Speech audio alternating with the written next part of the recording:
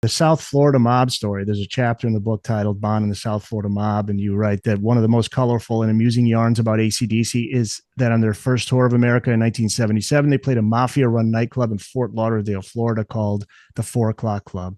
Yeah, there was a guy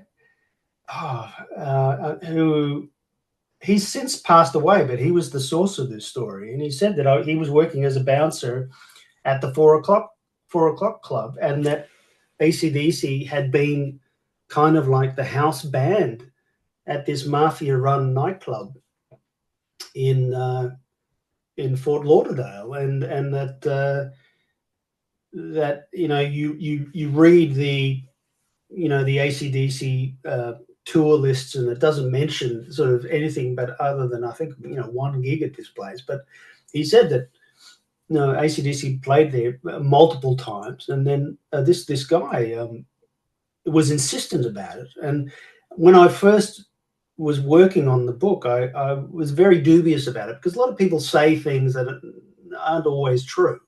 They like to kind of embellish things and sort of play up their connection to famous people or whatever it is. And he was just one guy telling me the story. But then, I found a bouncer who worked there. I found like a radio DJ from the area who said the same thing.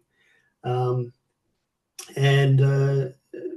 I wasn't confident enough about it when I first heard the stories to really put it in the first edition of the book. But, I had this thing kind of left over, and I thought, it's kind of interesting, given the people who own this club, and the clear kind of mafia connections of this place, and the fact that the biggest rock band in the world was essentially a house band at this sort of tiny little club. And I just think it's just like an interesting little snippet of history.